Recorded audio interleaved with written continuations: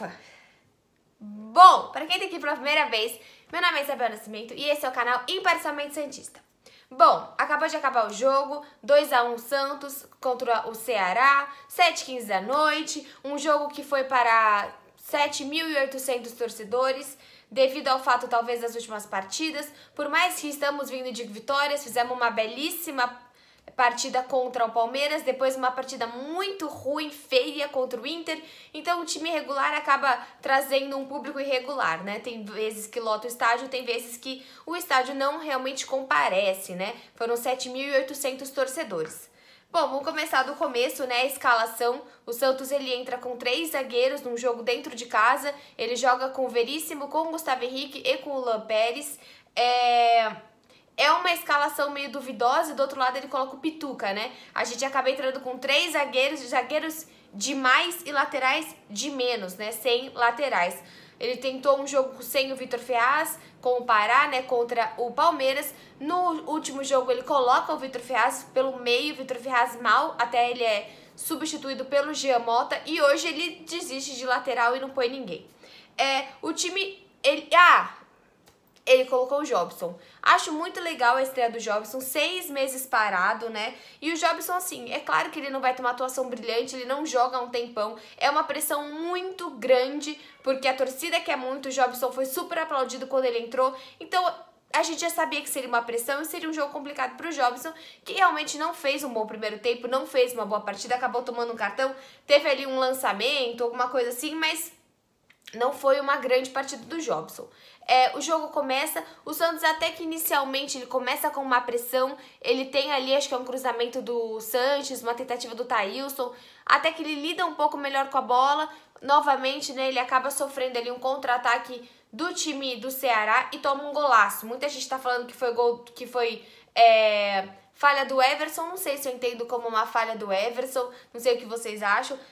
Mas eu acho que foi um baita de um golaço. Então eu acho que é isso que a gente pode ver. E aí o Santos com esse 1-0, esse 1-0 foi logo aos 17 minutos. O Ceará acaba crescendo no jogo, entendendo a pressão que estava em cima do jogo do time do Santos, ainda mais porque Flamengo e Palmeiras ganharam ontem. Então a distância ficaria absurda se o Santos perdesse esse jogo. E o Santos realmente começa com uma pressão, não joga bem no primeiro tempo. O primeiro tempo lembra muito o jogo contra o Internacional. Poucas chances, pouca criatividade. O Santos não consegue chegar. Realmente um time um pouco afobado, um time errando muito. Foi um primeiro tempo de muitos erros. Segundo tempo, né, o que o São Paulo ele faz? Ele tira o Jobson, coloca o Pará, ele tira o Luan Pérez, coloca o Jorge. Então ele volta ali a gente ter mais ou menos esses 2 laterais. E depois, mais pra frente, ele acaba tirando o Evandro e colocando o Jean Mota. Realmente, né, o Jobson, o Luan Pérez e o Evandro, até que o Luan Pérez não fez nenhuma grande jogada, uma grande falha pra ser tirado, acho que foi mais uma questão técnica. O Evandro não tava fazendo uma partida brilhante e o Jobson normal, é a estreia do Jobson, ele vai se adaptar. Outra pessoa que a gente pode comentar é o Thailson, 4º jogo como titular. O Thailson, assim, você não pode falar que ele não corre, que ele não tenta, mas o quando ele tenta, ele erra. Mas assim, eu acho que é uma pessoa que tá entrando nos jogos, tá dando o máximo, erra muito, o que é normal, mas eu prefiro um jogador que tenta muito e erra muito do que um jogador medíocre, um jogador que não tenta, um jogador que não se expõe no jogo. Eu acho que o Thailson, ele, você pode dizer tudo menos que ele é um jogador apático. Então é uma peça importante ali, é uma peça que talvez na ausência de um Soteldo, ou mesmo de um Delis, ele possa ser útil. Falando do Soteldo, ali do ataque. Soteldo, eu acho que assim, quem também assistiu o jogo de ontem do São Paulo, que teve o Daniel Alves voltando, esses jogadores que estão voltando de suas seleções, eles estão mais cansados. O Soteldo chegou nessa madrugada. Eu sei que você vai falar assim, mas então ele deveria ter falado pra não jogar. Mas é o Soteldo, ele é uma pessoa que gosta de jogar, ele põe a cara pra bater. Eu acho que sim, ele errou muito, foi uma das piores partidas do Soteldo, o primeiro tempo foi muito difícil. Mas no segundo tempo, várias jogadas saíram porque ele correu muito em campo. O Soteldo se esforça muito. Eu acho que ele, no jogo de hoje, ele tem uma partida bem parecida com a partida do Thailson, um jogador que se esforça muito e por isso erra muito. Você vai falar, mas o Cueva não erra muito, tudo bem, porque é um tipo de jogador que às vezes entra em campo e não se esforça. Se ele não se expõe, se ele não tem a bola, é óbvio que ele não vai errar. Então são jogadores que se expõem porque sabem que a bola ajuda muito se passar por ele. Bom, no segundo tempo, com essas substituições, o Santos muda. Acho que aos 10 minutos o Sacha faz seu 10º gol com um cruzamento do Sacha, um belíssimo cruzamento, uma boa cabeceada do Sacha.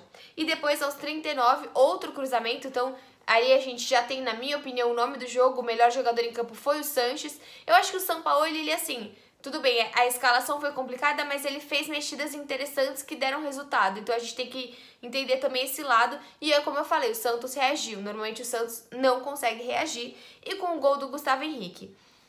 Vamos lá. Gustavo Henrique. É uma situação muito difícil porque eu me sinto falando novamente daquele Lucas Lima que é pro Palmeiras. Então, como que a gente vai, como que a gente torce pra esse jogador se a gente não sabe se ele vai estar no rival ano que vem? É uma sensação estranha, ainda mais porque o Gustavo tá jogando melhor do que o Lucas Lima tava naquela época. O Gustavo é o capitão do Santos. Então, assim, até que se prove o contrário, ele é jogador do Santos, ele quer renovar com o Santos. Mas sim, pro torcedor é um sentimento muito estranho contar com o Gustavo Henrique, sabendo que ele pode já estar com um contrato com o Palmeiras. O Santos diz que tá indo atrás, diz que tá tentando várias maneiras de renovar, mas que a renovação tá complicada e a gente não tem como entender como esses pormenores estão sendo feitos.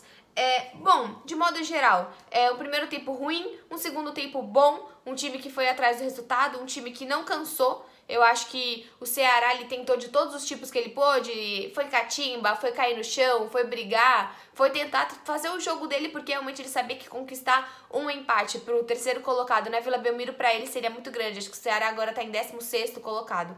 O Santos agora tá com 51 pontos, grandíssimos 10 pontos atrás do Flamengo, mas apenas 2 pontos atrás do Palmeiras. Se eu não me engano, é um prêmio de mais de 30 milhões para quem fica em vice colocado.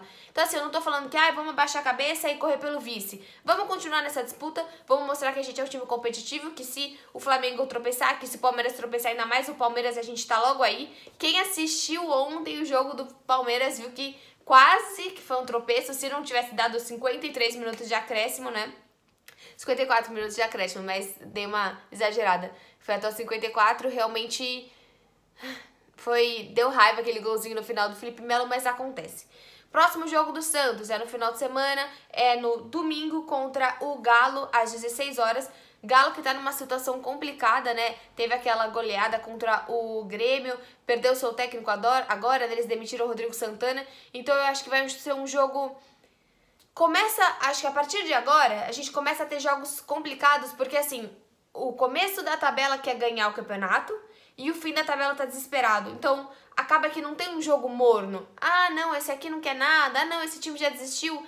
Não tem mais muito isso, né? A gente tem times brigando pelo título, times brigando pra não cair. Óbvio que daqui a pouco talvez você tenha um CSA ou talvez uma Chapecoense, algum time que chegue uma hora que desista, né? Que realmente não tem mais jeito, mas até esse ponto chegar vai ser lá faltando 4 rodadas, 3 rodadas. Então tem muita coisa pela frente. Então é isso. Esse é o panorama do jogo. Eu achei que foi um jogo ok, foi um jogo bom, porque mostrou reação. Foi um jogo que o São Paulo novamente tentou novas peças, tentou outras coisas. Algumas deram certo, algumas não deram, mas pelo menos a gente tá tentando. Eu acho que agora a gente tem mecanismos para criticar o Jobson de forma construtiva. Se ele vier a colocar o Jobson novamente, a gente tem como ter um parâmetro com esse jogo. É como o Cueva, né? A gente critica o Cueva porque a gente tem parâmetros. Hoje a gente pode criticar o Thailson, porque já foram 4 jogos. Criticar de forma positiva, ver o que ele pode dar mais pro time, ver a capacidade do jogador. Então é isso.